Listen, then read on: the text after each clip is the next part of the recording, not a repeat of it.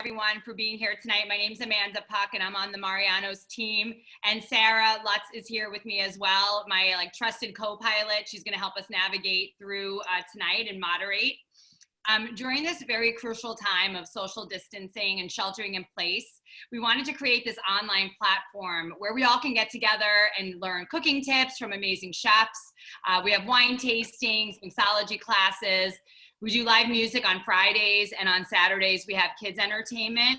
So it's a way for us to get together virtually. If you shop at our stores, you know that we are all about the experience and we offered a lot of classes. So this is a way to bring it online to everyone. Tonight is going to be amazing. We have Chef Lamar Moore, yay, who is such a good friend of the brand and a good friend of mine and Sarah's. And we just love cooking with him and doing events with him. He most recently won the Food Network's most recent food cooking competition called Vegas Prize Fight. It was fun to watch because, obviously he won at the end, and it was fun to see all that go down. But you'll see some of the things he made on the show here tonight. So we're very lucky to have him. And we also have our recurring wine expert, TJ Brickley from Gallo, who did a wine pairing for Lamar's biscuit dish. So we're excited to have him as well. Just a reminder, hopefully everyone's 21 and over to participate. There's a chat at the bottom of the screen in the middle. There's a little bubble right where my finger is. Please feel free to ask questions, interact. Lamar is here to answer questions. TJ, myself, Sarah will answer all the questions that you have. Remember to be nice. This is a positive forum. We're all in this together, so no negativity or negative comments will be tolerated here tonight. Before we kick it off with the wine, which I know everyone loves to do a cheers, I give my pantry pick on Tuesdays of things I love from my pantry, and I'm not just doing this because Lamar is with us. He knows. His barbecue spice that he's gonna show us how to make is literally my go-to.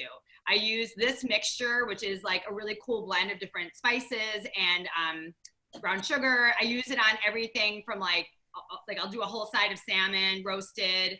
Tonight I told him I'm making tacos and I'm gonna use this as a taco seasoning. I use it on vegetables. I whip it in butter. I put it on garlic bread. I mean, there's really nothing that I don't do with this. And this is I constantly have to remake it. So Lamar, thanks for this. This is the best recipe you ever taught me. It was shrimp oil. We do it in the shrimp oil too. Love it. Yep. Love it. And on the corn, we'll talk about that. The corn, yes. I mean, this thing is nonstop. You'll trust me. I triple the recipe and I put it in jars, and I don't even have to label it because I know it's Lamar's barbecue spice mix, and we use it on everything. So thanks, Lamar.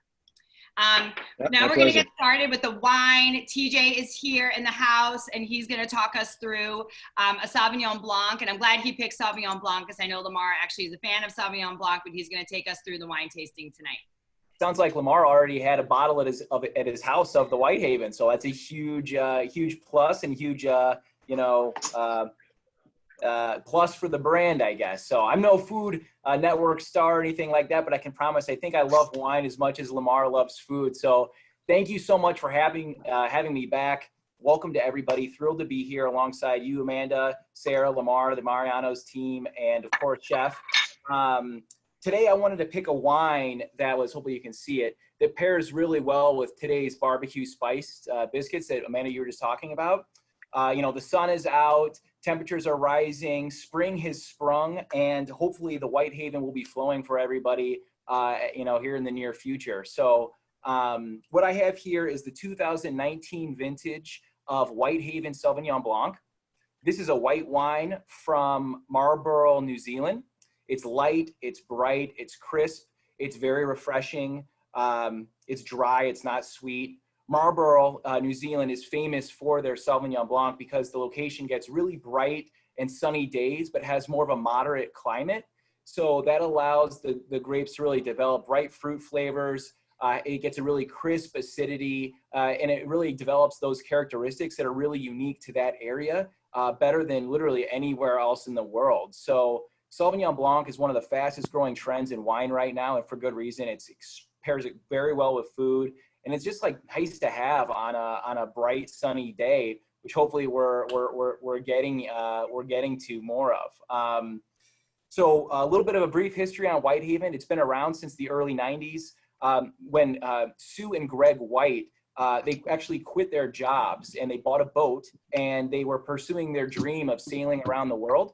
And there was a storm coming in and they just so happened to be off the coast of New Zealand and they had to go find shelter. They had to go find a haven, and they found that in this right outside of Marlborough, New Zealand.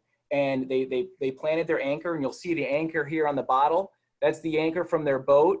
And that's what it became. It became the White's Haven, and they never left. And they've been there for 3 generations now, have dedicated their lives to making world-class Sauvignon Blanc and Pinot Noir. The wine in front of you that hopefully you're drinking alongside just received 90 points score from Wine Advocate. So this is honestly one of my favorite white wines or red wines in the world. It pairs so well with salads, cheese, light pastas, grilled, like lighter grilled meats like chicken or fish or shellfish. This is what they call a patio pounder, because once you open a bottle, you'll look down and notice like the whole thing is almost gone in record time. So you got to be a little careful. Other than that, I would just like to say that, Whitehaven can be found at any Mariano's. It's a great price. It's usually under $15. If you don't want to dedicate yourself to a full bottle, there's the smaller half bottles that are called $3.75, so you can try out about half that price. And give it a try. I think it's a fabulous bottle of wine for a good price, and it's very, very popular. Your friends will love you for it. So I hope everybody enjoyed and has a glass to sip on while we go through Lamar's demonstration. And if you have any questions or comments, feel free to just ask me in the chat. And I guess I'll close by saying you can follow us on Facebook, on Instagram. We got a great page if you want to stay up on Whitehaven wines. Pretty fun to follow. And I'll kick it off to Chef Lamar. And thank you, everybody, for your time. Cheers to TJ and Lamar. Woohoo! Cheers. Cheers. Cheers.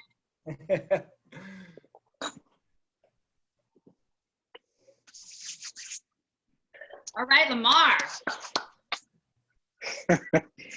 All right, so we're going to walk through biscuit making. One of the things that I started doing and learned how to do is that my hands are always too hot. So one of the essential things I do is, and you'll see in the recipe, is I use a box grater. So these are easy to find. You can find these at Mariano's too, inside of their section. And I use a larger hose in order to shred the butter. So I shred the butter and I throw it in the freezer. And what that does is the butter adds layers in between the biscuits when I make the biscuits. So the power of TV. I have a cutting board here. I have a cookie cutter, which you can also find pretty much anywhere. And you can choose which size you want, and I'll show you here. They're all different sizes. I'm going a little bit larger because, just like Amanda talked about, so with that barbecue spice, I actually took that barbecue spice and I rubbed it on a pork steak that I threw in the grill earlier, and that's now roasted in the oven. So we're gonna make some little pork sammies when this is all said and done. So inside the bowl here, I have the biscuit dough pretty much done. What I'm looking for is, you'll see how I have it in my hands. I want to be a little bit pliable, but not to the point where it sticks to my hand. The other thing is that I have these areas already floured. I'm using unseasoned bleach flour. So I'm making sure that I have flour at the bottom so that it's easy for me to move. And I'm still flipping on each side to make sure it doesn't stick to my hands as well, because that's one of the difficult things I see people when they're making biscuits.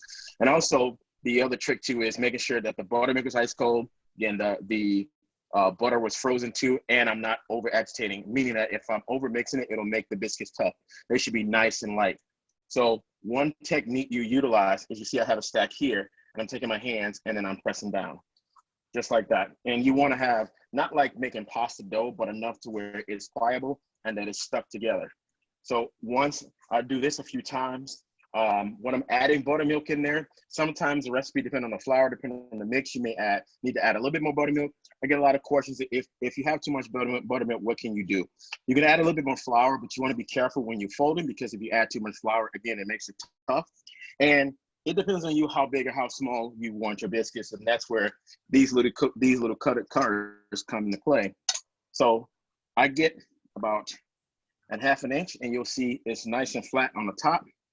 Once I get the ½ inch, so get my cookie cutter. Well, Lamar, before you cut the biscuits, someone wants to know, what does cut in mean when you say cut in? You said cut in? Yeah, I think you said like maybe cut in the butter, or you made gave a direction of cut in. Oh, got it. So when I mix it in a bowl, so I have the flour mixture, all the dry ingredients are already mixed in. And when I add the butter, I'm basically folding the butter in. And what that does is it adds the layers inside the biscuit to help it rise. And it cuts in each piece of the flour. That's what I mean by cut in. So every layer of the biscuit, you're going to get butter in between each layer. Right? And then do you use salted butter or unsalted butter? So I always use unsalted butter because unsalted. Always unsalted butter because you want to add flavor.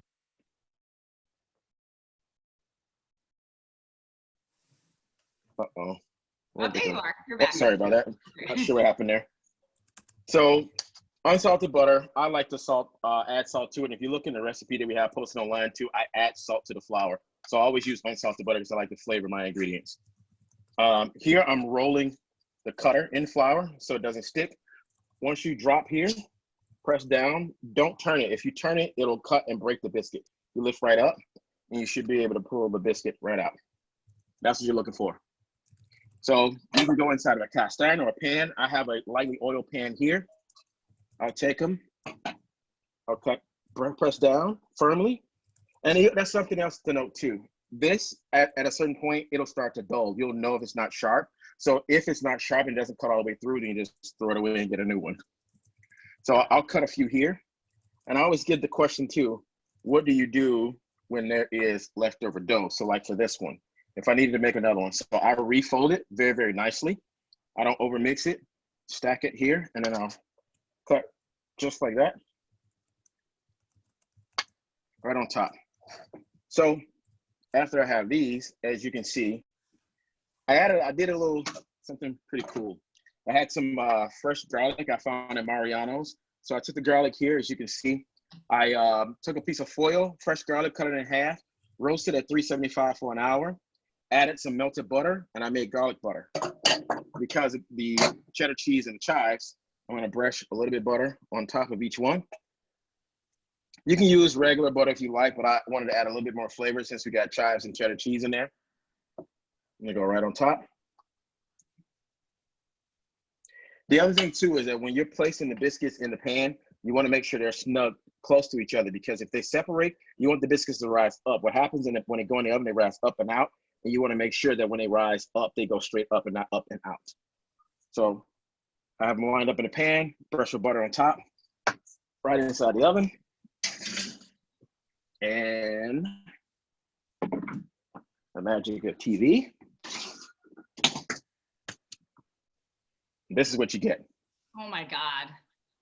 So if you want to, again, you can take a little bit more butter, brush right on top, just to glisten them up a little bit. And so the other thing you're looking for too is that when you don't overmix, the biscuits should be nice and light and airy. You can see the lines in there, and I'll break one apart. You can look in there and see all the nice layers in there too. And it's super soft, which is what you're looking for. The other thing is, if you have the biscuits left over, and I'll talk about that a little bit more, you have some biscuits left over and left over for a few days, you can take them and turn them into croutons. Because it has so much butter in there, leave them, cut them, dice them up, small, medium dice, roast them in the oven, 400 degrees for 15 minutes. Now when you make your Caesar salad, now you got croutons. So I want to talk a little bit about the barbecue spice and the pork. So Lamar, we have a few questions about the, we have a few questions about the biscuits still. So sure. If someone doesn't have a cast iron, what other pan would you recommend? So if you don't have a cast iron, I just use a regular bunt pan. This one, my mother's gonna kill me. I took this pan from my mother. This is some old, don't how you hear that. It said Wilton, a pan that I took. So this works really, really good for biscuits. I don't know where my mom found it at. Here, obviously in the restaurants, we use a lot of metal sheet trays you can use. The other pan I just put in the oven is a skillet pan you can use also. So it's very versatile. You can use whatever, as long as it's metal or cast, it's great. Cast iron really, really works well if you put them on a grill. So they get a different flavor. Okay. And then if someone doesn't have a biscuit cutter, could they use a knife? What other method would they use to actually like cut the biscuits? All right, I'm going old school here. So my granny used to take one of these cans. So she had a leftover can, like where you had, like obviously I had pink salmon in here. You had green beans. Once you cut out the top, rinse it really, really well. And when you press down, it gives the same exact roundness that you would need. So you can use these. These work very, very well too. Perfect. There we go. And the other one, if you don't want them round, they can be square. So you can put, as you have the dough out, you can cut squares out too using a knife. That also works. So this right here, so I took some, I bought some pork steaks. I brushed a little bit of oil in there. And so that same barbecue spice that I talked about, I have the same thing in a jar. Easy, peasy. You can shake it up a little bit. One little fun fact or trick that I'll tell everyone. So brown sugar at a certain point, so brown sugar is equal parts molasses and white sugar. At a certain point, sometimes this gets hard. What you can do is take it, shake it really, really well, or you can put it in a blender. And what happens is the sugar will start to release and it'll soften right back up. So just a fun fact. And the same thing with brown sugar. I notice that happens to mine occasionally. So now I know how to fix it. I've just been taking them out, but if I just give it a good whirl in a blender, it'll do the trick. Yep. I mean, if you look, mine, it's got some squares in there. I could really shake it really, really hard and it'll just soften back up. Or you can put it in a blender or Vitamix and it'll just soften right back up. So I took that same mix and I marinated the pork loin or the pork steak for about an hour, threw them on the grill. And then I have some nicely grilled pieces here of barbecue pork. Amanda and I were talking earlier, I was close to buying some ground turkey, ground chicken. You could take that same barbecue mix, make it up, turn it to patties, throw it in the grill, sear in the pan, make a really nice biscuit sandwich. I like a little pork steak, and plus, everyone is kind of on their budgets from their stimulus package. So those pork steaks was $5 for about 5 pieces. So works for me. One little piece. And there's a really, really nice biscuit sandwich there.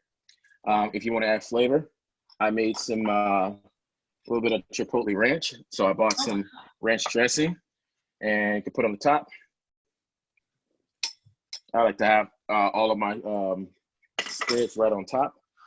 Cut it in half if you want. If you're having a little party, you got a little biscuit pork steamings. And it goes well with Sauvignon Blanc. Tell us, and also, I know you do love ranch and you make an excellent ranch. How do you make like a Chipotle, how do you whip up a Chipotle ranch? So, sorry, excuse me as I'm chewing. Oh, sorry, I asked you right when you took a bite. Oh, that's all right. So this one was 2 cups of Hidden Valley Ranch and 1 Chipotle, chopped really, really well, and a squeeze of half a lime. Just give it a little acid. And you need acid, especially with this sandwich, because the biscuit's super fatty, pork's kind of fatty too, and it's a little bit salty. And then the creaminess kind of balances out the flavor. And then you top it off with a nice glass of Sauvignon Blanc, so you got a winner. And Lamar, I'm curious, because I don't know, what's the difference between bleached and unbleached flour? Like, why would you call for one over the other? So bleached flour, when they pull up the buds of the flour, it's super, super heavy. And it makes that's used mainly for like pasta. You want something a little bit more doughy, something more heavier. When you're doing a baking element, especially with making a biscuit, you want it nice and light. Sometimes what I'll do if I'm making, depending on the type of biscuit I'm making, for example, this one has cheddar cheese and chives. If I'm doing a regular biscuit, we'll talk about, Food Network prize fight. I sifted the flour, meaning even if you have in your house, I took one of these. And so what I do is I put all the dry ingredients in here and I shake it. But that's what I mean to sift. So what happens is it goes through the bottom of the hose and it makes the biscuit super, super light and airy. And so that's the difference between unbleached and bleached, because then I get a lighter product, and like the biscuits are super airy. I can tap on the bottom and they're nice and light. They look gorgeous and delicious. Yeah, that wasn't that bad. That was pretty good. Did we talk about everything that was in here? No, I'm sorry. So let's talk about that. So in here is, and I'll talk about why I put sugar. There's brown sugar. There's kosher salt, white pepper, cayenne pepper for a little bit of spice, paprika for color, onion powder, garlic powder. Super simple, super good. It's up on the website. And like we talked about before, Traditionally, when you go to Mexican restaurants or like the little carts, they make elotes with the corn, with the mayo, the butter, tortilla cheese. I've done with Mariano's a bunch of demos where I do it with barbecue spice, and this is the spice I put on there. Like to Amanda's point, it's very versatile, it's very good. The reason why I put brown sugar, if you go to any of the aisles and you look at the seasonings, a lot of the spice has brown sugar. What that does, it grabs onto the protein or the product that you're using, and it adds a bit of sweetness too. You want something to grab onto, the protein that you're using. What I mean by grab on is that when you season it, it'll stick to it so that it adheres to the flavor. When you like if I want to make barbecue potato chips, for example, I go buy some Yucago potatoes, my favorite, slice them paper thin, drop in the fryer. When I take them out, the sugar catches onto the oils from the potatoes, so it sticks to it. So it's always some form of sugar, and I just love brown sugar too.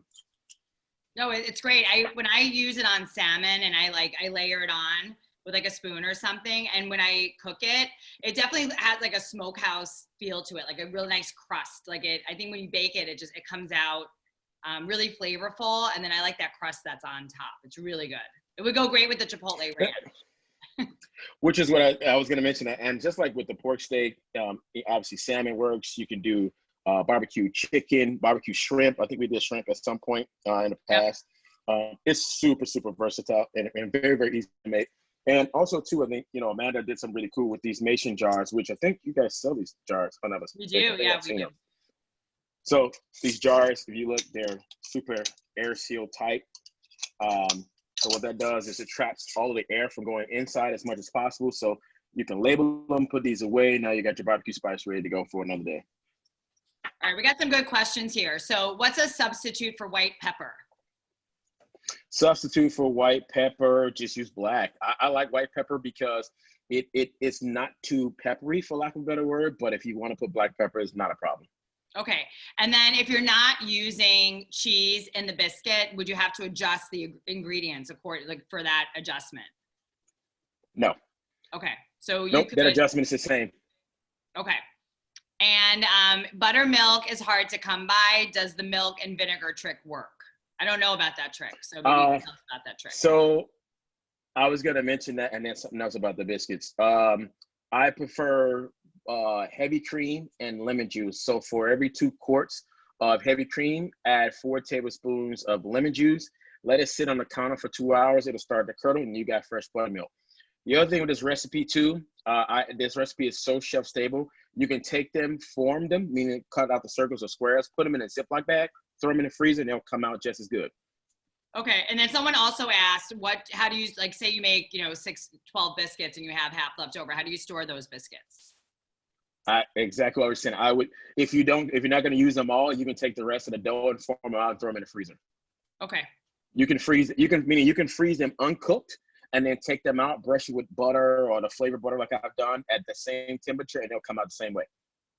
I would just eat all the biscuits. I'd just solve the problem right there. Same here, because I'm going to cook all of these and they'll be left over for something else. You bet. I know you promised Sarah and I that you'd save us some. I did, and I definitely would do that. It's okay. If you cooked them all, that's fine. And me. No, trust me. Oh, TJ, all TJ's in on it, yeah. Whitehaven. So everyone's asking about the show, and you cooked so many amazing things, but what I loved what you cooked on the show. And if anyone hasn't seen it, I think people can still see it on demand, right, Lamar? Yes, you sure can. It's on Hulu and also on our Food Network's website. Yeah, honestly, it was a great competition show. All of the chefs were really talented, very likable. But you did a lot of the recipes were things that were really in your repertoire, like you put spins on them, but knowing you for so long, these were kind of like your staple recipes. So tell us about the recipes and if the biscuits were on the show. Well, since we're talking about biscuits, I did biscuits twice. There was a point where we had to amp up our culinary point of view, and we cooked the Guy Savoy. And for those of you that don't know who Guy Savoy is, one of the top French chefs in the world. He has a restaurant in Las Vegas that is operated by Caesars Entertainment. And we were to just bring it to another level. So there is a class recipe called mushroom d'Uxelles, and it's basically a lot of different mushrooms that are stewed down into just umptuous flavor. And it usually comes in a puff pastry, and I thought I'm gonna twist it and make a biscuit. So we talked about that same cutter. I had a little small cutter, and I added black pepper and fresh rosemary to it to give some earthiness to it. And so that was my little one bite appetizer to kind of kick it off. And then in the finale, for me to have an opportunity to win, like I did, I couldn't do anything else but make some chicken and biscuits as one of my entrees. So I just did the signature grandma's classic buttermilk biscuits with a little bit of honey butter on top. And I knew once the fried chicken and biscuits went out, that was a winner. And, Amanda and I have talked about, Mariano's and hot sauces and stuff like that. So I made some house-made hot sauce, house-made pickles, and, just right in my wheelhouse. And, a lot of people are asking about the menu in Vegas. I will tell you this one, I won't go too far, but just know that there will be a Sunday brunch with some champagne with fried chicken biscuits and caviar, and I'll leave it at that. That sounds delicious. Wow. Yeah, so people want to know about the restaurant. So obviously the world is on hold right now with everything happening. Mm-hmm. But tell us about the restaurant. So obviously, like you just said, just like, here in Chicago, same thing in Vegas. Vegas is on hold quite a bit. Menu is done. The restaurant is still in construction, believe it or not. Our goal was to have been open, during the finale. Finale was April 9th, and then open to the public full blown on May 1st.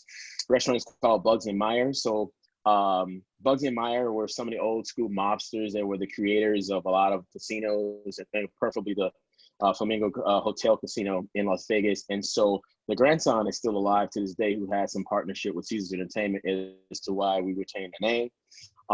The structure of the restaurant and the building came from Studio K, which is located here in Chicago. It is a Southern style steak and seafood restaurant, and there will be a speakeasy that's connected to the restaurant called Count, where you actually have to have an actual code to get in the building. Seats 300 people. It's set up just like it was in the 1960s. When you walk into the space, there is a huge bread repertoire. So we have pastries and breads being made all day. You walk right past our dry aging room. And what that means by that is, because we're heavily in steaks, we have our own program where we hang our meats and dry age them, 45-day dry and 45-day wet. And then there's also an open kitchen and a ceviche bar where you can sit down and enjoy meals prepared from our chef team. So it's gonna be awesome once we get past this coronavirus. Lamar, everyone's commenting also, and I, admire you so much, because you not only are such a great and talented chef, and I'm going to give Lamar a really big compliment. We've worked together for quite some time, even before Mariano's. He was the chef of a Peruvian restaurant. He worked in a barbecue restaurant. He, worked in a really cool. The last place he worked was a really cool, very small, like I don't know, what would you call the Swill Inn? It was like a neighborhood. Oh, it was a bar. Oh, neighborhood bar with a speakeasy. Like, what I love about Lamar is he can really cook anything. And if ever I have a question or I'm like perplexed about something, I mean, he has he's such a wide variety of experience. But what you're really amazing at is being a mentor. And I know you've worked with so many groups and so many kids, and starting out in the industry. Let's talk about like your mentorship too. Yeah, and to go back real quick, when you reference Tanta, inside of Bugs and Myers, there will be a ceviche bar. So, oh my God, I love it. I'm taking some of that experience too. Mentoring for me is huge. I lived in California for 10 years, and I was mentored by a lot of chefs, so it's important for me to do that. And for the last 13 years here in Chicago, I mentor a lot of students with a Pro Star program with Illinois Restaurant Association, meaning that we do a lot of job shadows. I have hired some of those chefs and cooks from there. The program is to help, cooks to be able to get scholarships to go to college. I fortunately was lucky because, my mom was able to help with a lot of loans for me to go to school, and being able to help a lot of, younger generations to be able to go to school and get paid to do it has been great. I definitely do a lot with the communities, and I can tell you, as Amanda mentioned, we've been, working with Mariano's for some years, and we have great partnership and being able to, help build our neighborhoods and team members through that. And so, mentoring is huge. I think we got to continue to do that even after what's going on now, because the mentoring is part of our future, being able to create, the next best chef, the next best restaurateur, the next best person that can run a Mariano's. I mean, the stores are super, super important to what we do and what we value in community and food. And I've invited myself around there with, great partners like Mariano's and people like Amanda, who I've known, and Sarah for a while now. And, we want to continue to touch on that, and I'm not going to stop. We also want to know, I want you to tell everyone about the meals that you're providing people during this time. Sure. There is a chef, Jose Andreas, who's based out of DC, who has an initiative called World City Kitchen. He started a couple of years ago, and I was reached out by that camp about 2 weeks ago to get it started here in Chicago.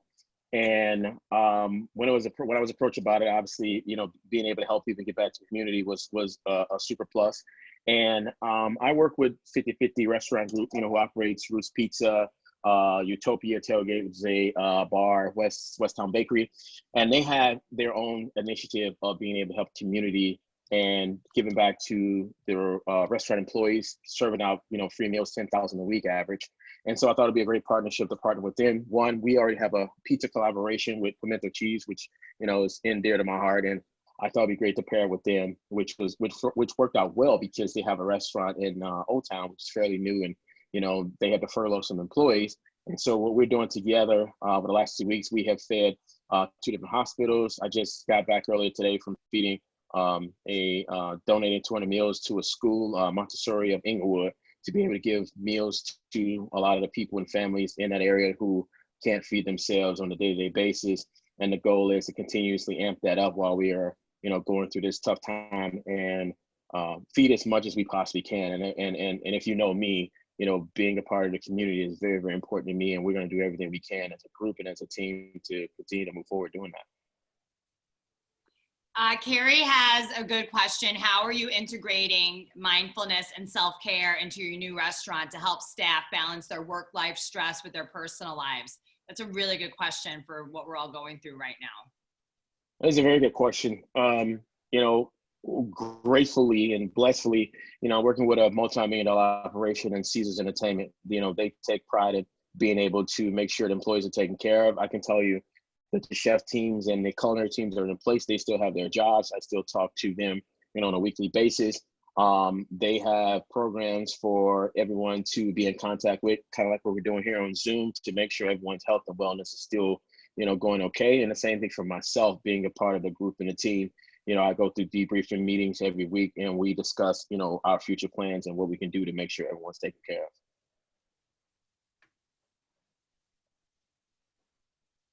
And then how about once you're up and running? Carrie wants to add. Up and running is not going to change. I think a lot of people forget how great partnerships, or how much we really need each other. Again, when I think about what we're doing now, what I do here from a mentorship, what I do here with Mariano's, partnerships are really, really great. It helps us to really understand what our missions are as people, as chefs, as ambassadors. And with Caesars, they embody the same thing. They have their own charity, situations geared up to be able to help facilitate that. They embody, taking care of their employees and making sure employees are well. There is a wellness center in each one of their properties in Vegas for employees that need assistance. They have online HR management for people to sit and talk to. They have pastors and priests that people need to talk to. So, collaborating with a company such as Caesars, Oh, we lost you, Lamar, I think. Oh, he's coming back maybe. Oh, there you are. We lost you for a second. Uh-oh. Oh, wow. What part did you get?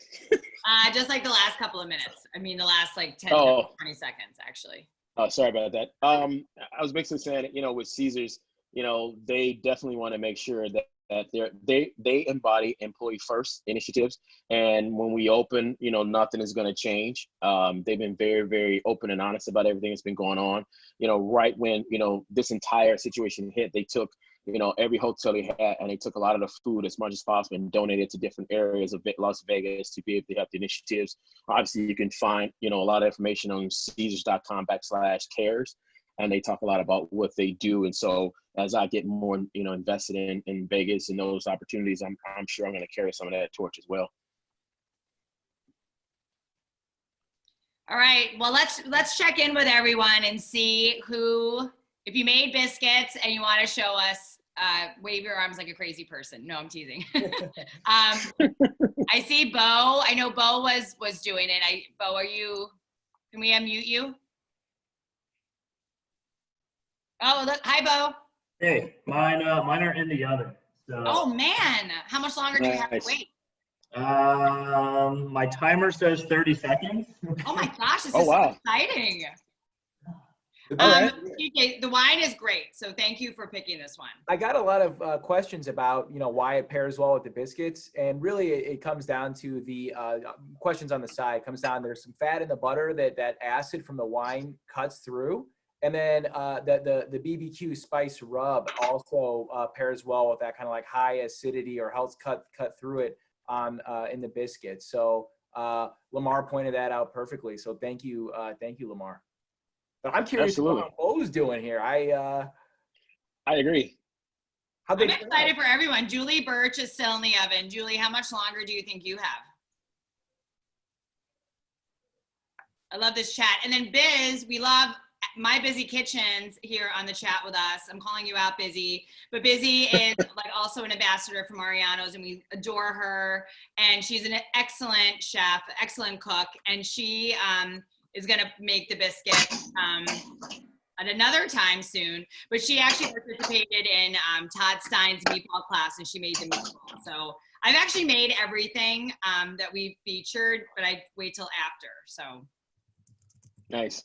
after I'm waiting to see some biscuits, too. watch you do it and take notes, then. Mine are done and good. Awesome. Winner, All winner, right, well, biscuit that's great. I dinner. think Bo, let me unmute Bo again. Bo, are yours out? No, so I think I cut mine too thick, so they're taking a little longer. All right, Looks we're going like. to come back to you. Don't you worry. We're going to come back. Yep. Now we're going to go to Tanita. I have to go find Tanita, though. Sarah, maybe you can help me out, because there's so many people on here. I love it. I love looking at Biz. I see See, Michelle. I made the chicken and all the drinks. Nice. Hi, Oh, there she is. Hi, how Let's are see you? those I love your biscuits. glasses. can you see? Oh my gosh, those Oh, look yeah. amazing. That was a And I perfect. used the barbecue spice on some roasted vegetables for dinner. Nice. Delicious. Those really look awesome. My husband Yeah, said it's those good. are I just excellent. gave him one. He said it's really good. How many did it make? How many biscuits? 1, 2, 3, 4, 5, 6, 7, 8. It came out with 10. All right, cool. Nice. I'll be right over. Nice. Nice. I'm gonna see how many biscuits I can get out of tonight. No, I'm teasing. They look All right. really amazing. Excellent job. They do. Totally awesome. Jennifer, yes, we are working on, we recorded all of the episodes, and we're working on downloading them. We really, Sarah's done an amazing job. Like, we really had to pivot, like, our online, I mean, Lamar did an event with us in a store, like the end of February. TJ was in the stores doing tastings with us. And then once obviously all this happened and we're taking the sheltering in place very seriously, we had all these events planned, and we're like, what are we gonna do? So we just like pivoted everything to Zoom because we were seeing how fun and like engaging it is. And so yeah, so to answer your question, we're still trying to figure stuff out, but we have recorded all the episodes and we're gonna put them on YouTube so everyone can go back. But we've had meatballs with Todd Stein. We made arancini with Tony Priolo from Piccolo Sonio last week, and that was actually really great because a lot of people don't. It was kind of like a twofer. It was like how to make risotto and then how to make the arancini with the risotto. So it was a pretty cool lesson. All right, who else has made biscuits? I want to kind of go through and look.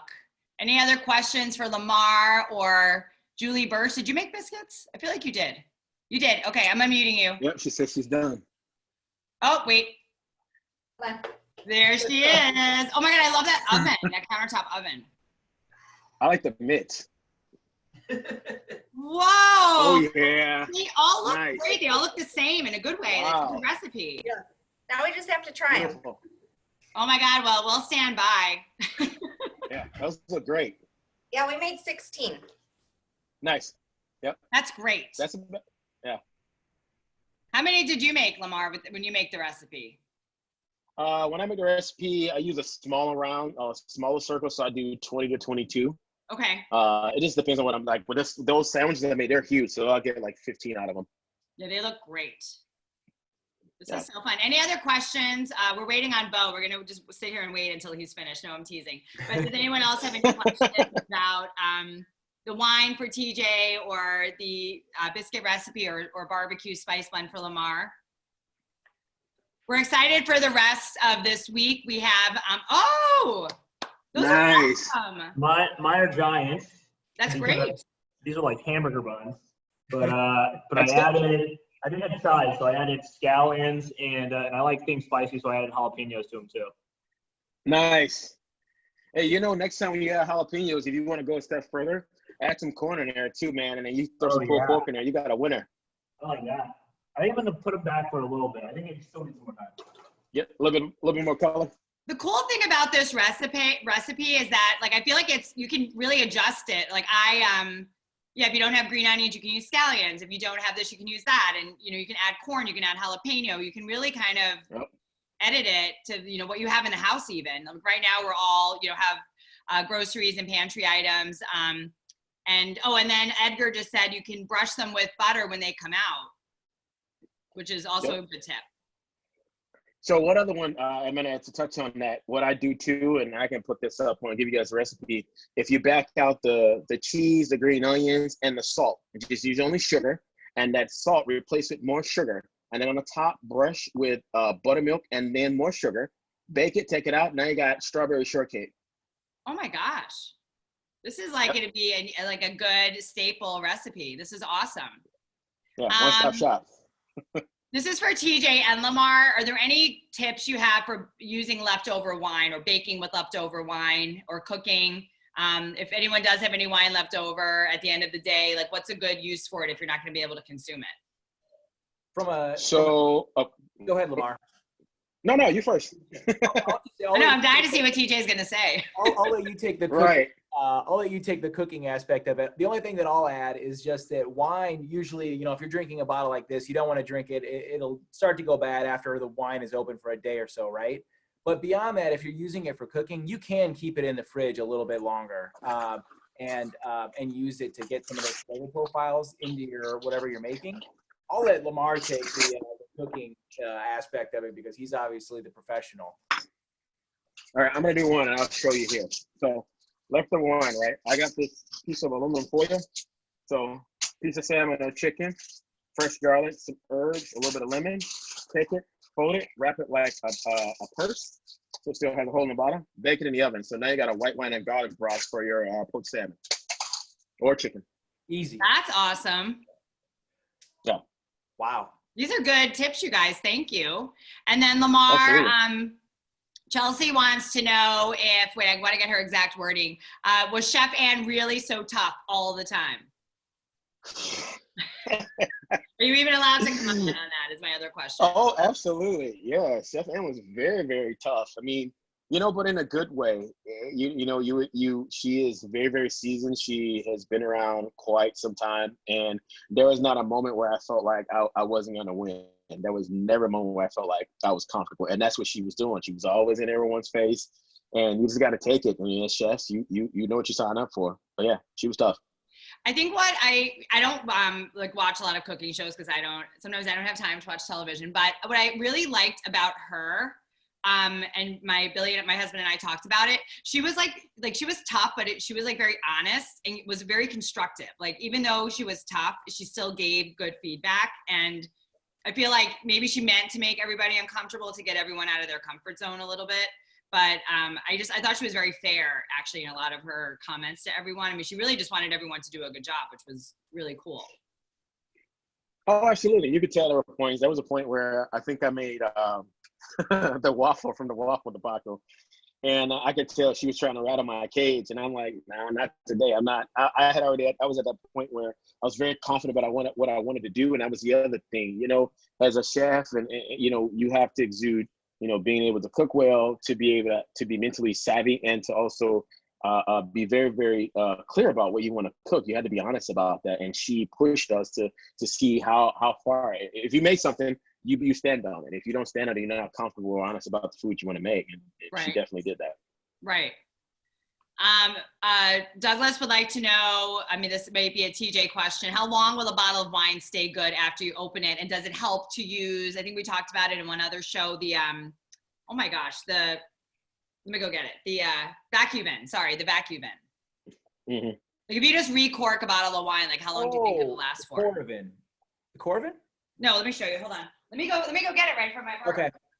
Well, it looks like the question says, how long will a bottle of wine stay good unopened? So it really depends on the grape variety. Sauvignon Blanc should actually be consumed relatively young. So a current Sauvignon Blanc we just released in 2019, and I would drink that within 1 to 2 years. Other wines that have been aged in oak, like a Cabernet or a Merlot or a Pinot Noir, can age a little bit longer. If you're drinking like a Napa Valley Cabernet, I think that it could go, under storing in proper conditions, 10 years, maybe longer. But yeah, it all depends on the varietal. Once a wine has been opened, Oh, unopened. I read it wrong. a couple days. Yeah, I mean, usually it's freshest right when it's opened. Some wines that have been, in barrel and in bottle for a really long time, really high-end producers, those wines will continue to open up and get better and better as a day or two or even 3 goes by. One of my favorite things to do actually while cooking, Lamar, I don't know if you ever do this, but I just like to pour a little bit of a glass as the evening progresses, and just see how that wine changes over the course of an evening, and then just save a little bit until the next day, and then that wine will continue to open up, continue to develop overnight, and it changes, and it really is a pretty cool process to experiment with. Barb Watson says her biscuits are done, so we got to go find Barb. Up. Ooh, They look amazing. that's nice. Nice. Those are beautiful. They look great. Good job. Yeah. They look really awesome. Thank you. Nice. That was fun. Thanks for That's really letting us awesome. into your home and your kitchen. This is so cool. I love that you made those. I can't wait to make them. They're very big. They're 3 inches, so they're super huge sandwich size. Yep, You'll same be here. having some good sandwiches, it sounds like, either tonight or tomorrow. So post it and let us see it.